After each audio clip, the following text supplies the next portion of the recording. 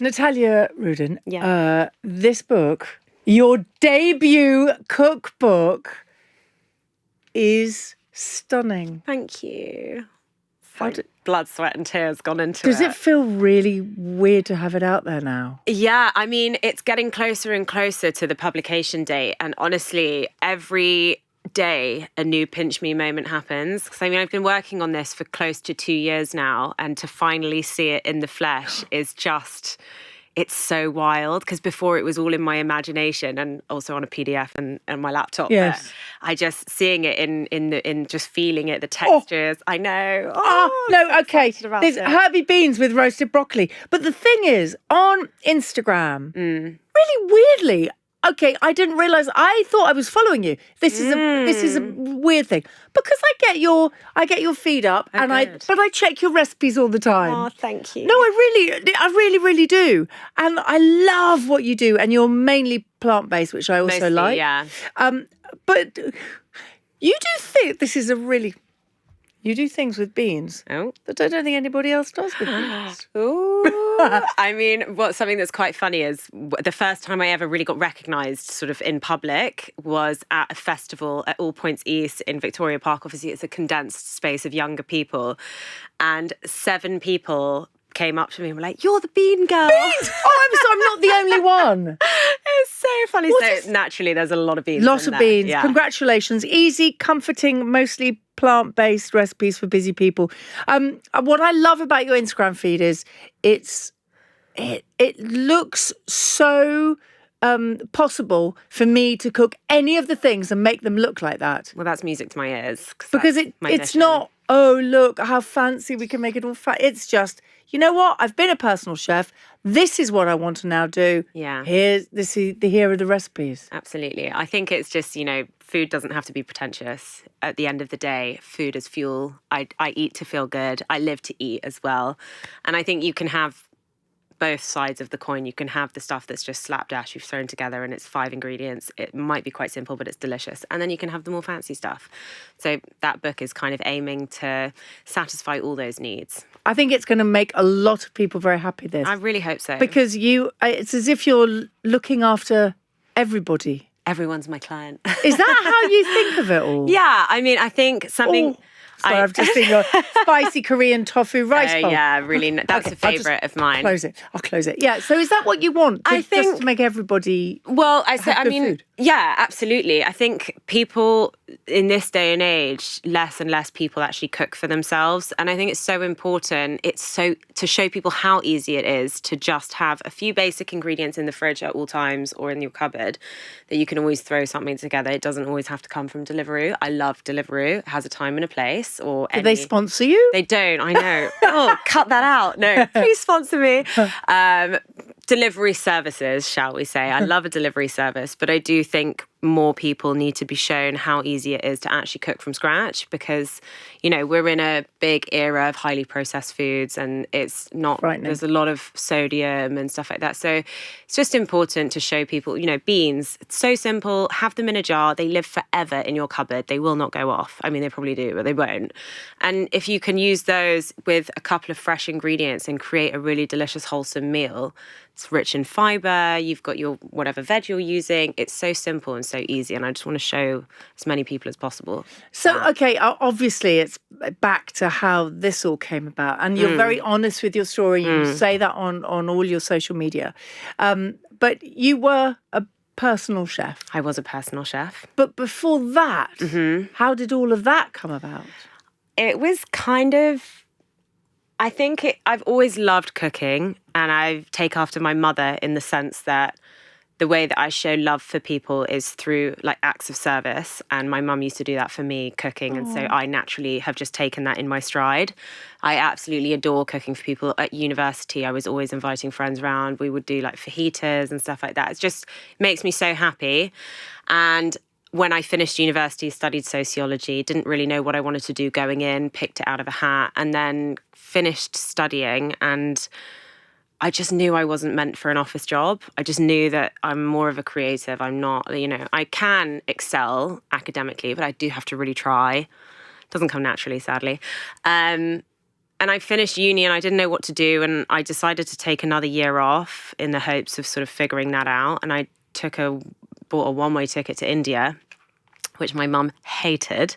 I read that about you, and I've seen you talking about that. It's really, I can, as a mum, I can see that I would be with the girls. Oh, you sure? One way. Come on. She was, and I went by myself on your as well. own. So she really, I think it was one of those moments where she was like, no matter what I say, I know I can't stop you.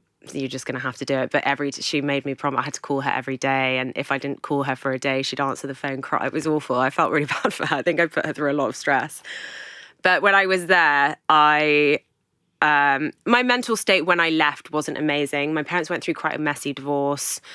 I was at that tender age of sort of like your early 20s where you really don't know what you want to do. And then there's people excelling around you and there's so much pressure of life. So much, but it's all compare, exactly. judge. I wish people would take a step back and not do that. It's Absolutely. difficult. It is really hard. It is really hard. And in hindsight, I think like, look how I've landed now. Like I shouldn't have stressed. But at the time I was really stressed, which is normal, of course. So I went to India and spent 90% of my time outdoors, did a lot of yoga, was eating really natural whole food ingredients. I pretty much was having curry for breakfast, lunch and dinner every day for about 7 months. And it made me feel so good. I can't explain it. I think it was just what I needed at the time. And also when you go to India, everyone's quite spiritual and they like to talk about their feelings. And it just was like a huge therapy session for me. And I came back and I just thought, I need to share this. This feeling that experience has given me, I want to give that to people. So I started harassing a lot of people. Please let me cook for you. I promise I'll do a good job. And one person took a chance on me and it just really got the ball rolling. And she set a few goals. I decided to add exercise and yoga into it so that it kind of set me apart from your average personal chef. Hold on. So were you teaching people how to do it? Were you doing yoga while cooking? Well, depends what day you catch me on, really. No, I'm joking. It was, we'd wake up. I'd do normally like a session of yoga or exercise in the morning, and then I would make breakfast and then carry on. Lovely. But it was just something a little bit different, and it was my experience shared. You know, that's what I was doing. That's what made me feel good. So I wanted to be able to give that to my clients. I did my yoga teacher training and got my qualifications, did a diploma as a health and nutrition coach. So I just was slowly building my portfolio of what I could bring to the table. And, but actually, even the sociology that you learned, I remember doing it for A-level. I loved sociology, but I've sort of used it as a broadcaster, as a presenter, because it's about what's going on. Exactly. Yeah, I do think it wasn't totally useless. But it's funny. I mean, I would never have thought that this would be where I was 10 years ago, but it's happened. And I do think every choice I made has led to this moment. Like doing sociology at uni definitely helped. So you were a personal chef and very, very busy and doing all of that. But then you decided to go public. And be very open and honest. Like you talk about your parents' divorce, you talk about your partner now and your fiance. You talk about some of the struggles that you've had, but was it a conscious decision? Did you just sort of look at yourself in the mirror and say, I'm going to become a social media sensation? I mean, how did, and also it's grown and grown and grown, but very quickly. So it's from where you were to where you are now is quite fast and quite big. Yeah, I'm delighted to say, because I think you're wonderful. Thank you. Yeah, I mean, I'm still waiting to wake up, to be honest. It's crazy. But I don't think, so I started my journey as a personal chef, and at the same time as starting that, I was like, well, I'm making all this really nice food. I may as well share it on social media. But that was always more on the back burner because I wanted to build my career as a chef first. And then after years, so it wasn't that, it was 6 years. I was a personal chef for 6 years, but the way that I worked was I was on short-term clients. So I would do a month, 6 weeks, 8 weeks, 3 months. Anywhere, mostly in the Bahamas, which is quite nice. Awful. Really? I mean, doing yoga and cooking food in the Bahamas, really tough. Fresh coconuts. I mean, honestly, no, joking. I mean, it was amazing. Obviously, it was. I have no complaints there. And I met some incredible people who really helped shape my business as well. But obviously I was flying back and forth a lot different time zones, no social life. I mean, luckily I had my partner, because otherwise I don't think I'd probably still be single. But we never saw each other, never saw my family. The work-life balance was non-existent, and I began to struggle within my body as well. I had an eating disorder, which I was kind of masking by trying to be showing everyone this is what you should be doing, when it was like a deflection thing, if you know what I mean, sort of projecting what I wanted to be doing for myself. And how is that now? Good, really good. I feel finally like I'm in a place where that's in the past. And that's kind of why I'm a bit more open to talking about it. I think sometimes it's harder to talk about when you're going through when you're in it. But also it's something that you carry with you throughout 100%. life. I mean, I've got friends of mine who were bulimic, who were anorexic, and other things as well, body dysmorphia. And they talk about it really openly now. And they say, I still will always say I'm in recovery. Like a friend of mine who's an alcoholic, even though she hasn't drunk for 21 years, she still always says in it. recovery. And that's exactly. And the more that people do talk about it, the better. It really is. I think it's something that's so vitally important to talk about. Could not agree more. I think, there's definitely a lot of shame around it. I don't feel good about the fact that I experienced that, but I don't think you should hide your wounds. I think you've got to be really open about things. And it's wonderful that people talk now. Yeah, it I really think so is. too. Because when I was young, no one was really talking about it. Or when I was younger, shall we say. I mean, I'm only 30, but 10 years ago, when those thoughts were kind of coming into my head, it was, you had to be thin. There was nothing else about it. That was all the media. It was all like everyone was super thin. No one spoke about eating disorders. And I'm sure a lot of people that I was friends with were struggling with them, but none of us talked about it. Isn't that sad? Whereas now, yeah, it is. It's incredibly sad. But now I'm such a huge advocate for being really open about it. It's interesting because many years ago, in the 90s and the noughties, but mainly in the 90s, when you were tiny, weeny, they used to do a circle of shame around somebody's fat. I grew up reading Heat magazine, where they'd have two people on the front cover, one on the beach and one and it was that's ingrained in my behaviours as a child. So I mean, it's no surprise, obviously, but I'm a huge advocate for being open about it. But at the same time, I'm very careful of how much I say, because I don't want to trigger anyone. I don't want to talk too deeply about my experience, because I don't want to give anyone ideas. No, but it's also incredibly personal to you. But the fact that you say that you went through it, and the fact that you say, other people went through it, and that you're open and saying, you know what, I've coped and I'm here. Yeah. Is really important, because I think a lot of people who are right in the depths of it don't know how they're ever going to be. Absolutely. Be out of it. So it's wonderful that you're open. Thank you. No, thank you for your honesty. I think you have to. I think that you should eliminate the shame around it, and just, I always say, like, it's not what happens, it's how you move on from it. Absolutely. I think it's incredible. I really do, what you have done with your life. And I think you're very focused. Thank you. Very disciplined. And I mean that as a compliment. When people always say to me, oh, you're very disciplined about what you do. I think that's good. I think it's an okay thing I take to that be. as a compliment. So, right, let's get on to becoming the internet sensation. That sounds so funny, doesn't it? I know. She's an internet sensation. She's a social, but I think the word influencer has become tainted a bit. Yeah, I would say that I'm a content creator. Nice. I don't keep saying that. Yeah, I wouldn't say. I mean, I don't think there's anything wrong with influencers, but I think neither do I. For me, I look at an influencer as someone who's sort of saying, like, maybe buy these clothes, or I don't know, go on this holiday destination. Whereas I'm making recipes, it feels a bit more tangible. I don't know. Okay, so you come up with a recipe. Yeah. So I would like to know, but because you're a content creator, I would like to know how many times you have to actually taste something before you put it out there for all of us to try.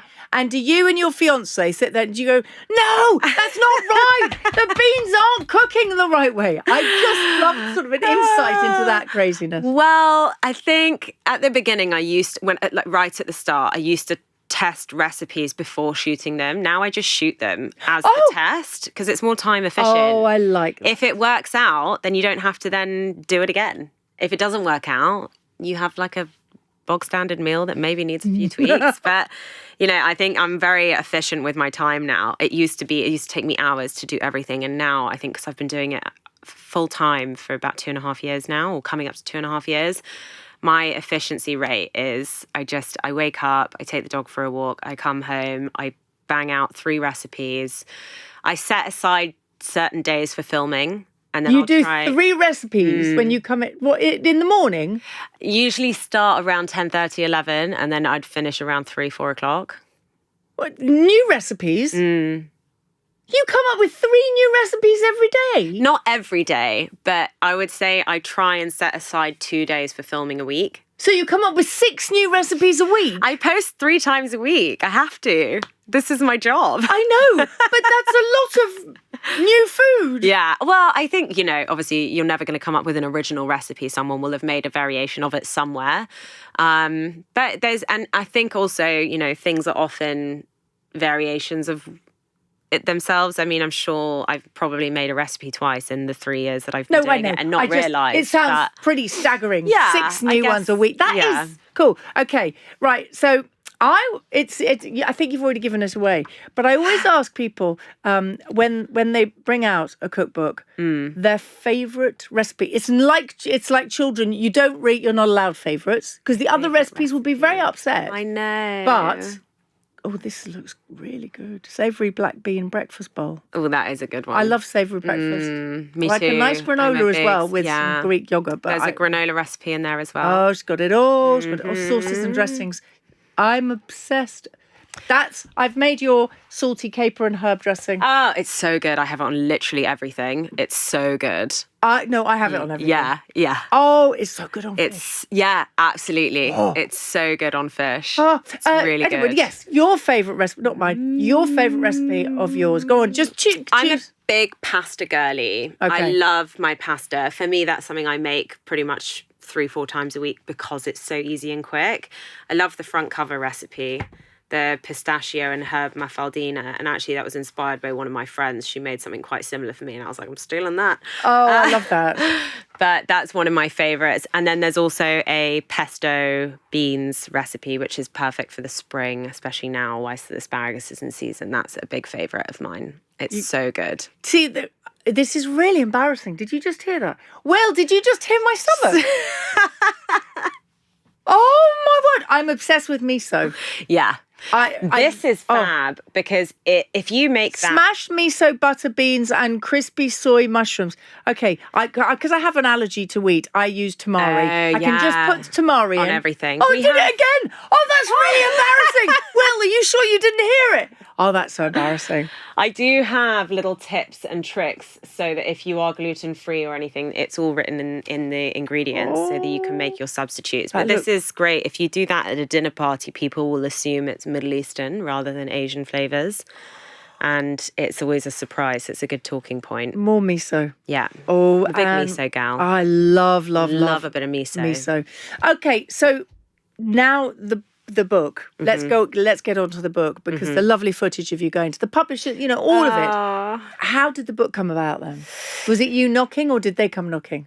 They came knocking. Yes, that's what I was hoping. Yes. Huge. Yeah. I mean, honestly, it was, I remember, so the way that it happened was, it was actually probably to the day, this day 2 years ago. Oh, wow. Because it was right before my mum's birthday, and my mum's birthday is on Friday. Happy birthday to your mum. What's your mum's name? Amanda. Amanda, happy birthday, Amanda. Happy when this birthday, goes Mama. out, it would have been a week earlier. Yeah, a few days earlier. There you go. Belated birthday. Yes. So it was her birthday, and we were going away for the weekend. My stepdad was very sweet and did a huge surprise for her. And she didn't know we were coming, and my oldest brother lives in Vienna, and he flew over secretly. And we went away to this lovely hotel in the countryside, and she went and sat down for lunch, and we all jumped out. And I had the meeting the day before with my literary agent, the Eve White agency, who have been amazing. And they phoned me and they said, we really think you could make a book and we'd love to be your literary agents. And like, what are your thoughts? And I just remember being like, yeah, that would be great. Lovely. And then hung up and just burst into tears. And then went the next day, surprised my mum, and then was able to say, like, I think I'm writing a cookbook. So it was just a really special moment, like kind of like I don't want to say a gift for her because obviously it was me writing the book, but I think she was really proud. And that must literally be to the day because today it's her birthday in 3 days. So it's literally to the day. So yeah, it was really special, really, really special. And then from there, we wrote the proposal. I came up with the idea to do the chapters in different time frames because, like I said, I just want to show everyone how easy it is to throw something together, no matter the time you have. So it's 15 minutes, 30 minutes, an hour less, an hour more, so on and so forth. And we wrote the proposal, sent it out to all the publishers, and then it went to auction, which was cool. That's fantastic. And now it's a book. It's a real book. And when it comes out, it will be scary for you because suddenly your baby is in. My stomach did it again. That's so embarrassing. I saw crispy aubergine. This is ridiculous. This is really embarrassing. That's a good one, that. It's happening there and again, my stomach. That's a great recipe for anyone who doesn't like aubergine because it's so crisp. It kind of eliminates the textural difficulties that people have with it. But you see, I'll tell you, you had me with the pickled red onion. Yeah, same on everything. But I'm obsessed with pickles. Everyone's bored. On this podcast, I talk about, on every radio show I do, every television show I do, I go on about pickles. A pickle is good. A pickle a day. No? Keeps the I've got a doctor whole away. top shelf in my fridge, all different pickles. What's your favourite? Right, well, pickled cucumbers I love. So good. I love pickled garlic. Oh, I love pickled absolute garlic. favourite. Gosh, you're a woman after my own have heart. pickled red onion. I've got pickled red cabbage. I'm just looking. I've got pickled garlic, pureed garlic. I've got pickled ginger and garlic. I've got pickle. A chef on Morning Live made me some pickled Brussels sprouts for Christmas. Ooh, quite crunchy. Really good. Lovely. Your favourite pickle? I love a pickled onion. Pickled. I just love a pickled onion. Pickled red onion, but I actually also love the little ones. The eyeballs. Yeah. They're good. They used to scare me as a child, and now I can't get enough of them. Okay, look, we have to stop talking Get about the lady it. some lunch. But yeah, this is absolutely ridiculous. Well, look, huge congratulations. Thank you so and your much. private life as well, congratulations, because you're engaged. Thank you. Your lovely partner. Love of my life. Does he find all of this incredible? I mean, yeah, it's just a huge ride for both of us. I can confidently say I could not have done it without him. He has been so supportive and amazing and let me lean on him when I really needed to. And yeah, he's just been great. And also he's like my number one recipe tester. He tastes everything and lets me know if it's good or bad. Is he honest with you? He's very diplomatic. He says, it's not my favourite. Oh, that's okay. Good lie. If he doesn't like something, or he'll be like, you've done better. So where do you, because as I said, I think you're very disciplined and for all the right reasons. Where do you see this next step going? How would you like it to go? Because we can all put it out there. Dream. I mean, I would love to. So I wrote this book 1 year and 7 months ago, 8 months ago now, probably. I'd love to write a second book. We'll put that in the ether. Hopefully, someone grabs onto it. Have you started it? No, not yet. Oh, you haven't? Okay. Well, this one isn't even on the shelves yet. Yeah. So I think let's not run before we can walk. But hopefully, we're running very soon. And I think I just want to keep up with making recipes on socials. I really love it. I love the community that's come with it. And I love, when I sort of spoke to the world, shall we say, about the struggles that I was going through, it really opened a space for a lot of people to talk to me about theirs and kind of just made this really wonderful community behind closed doors that I would feel really lost without. So that's really my main focus, is just to keep giving recipes out for them. And I don't know, I'm open to anything really. I think, when you make a plan, it doesn't always happen. So I like to just see where the cards fall. Hopefully it's in a good place. Natalia, thank you very much indeed. Thank you. So lovely to meet you. You too. Thank you so much for having me Bean on the lady. pod. The bean lady. The bean lady.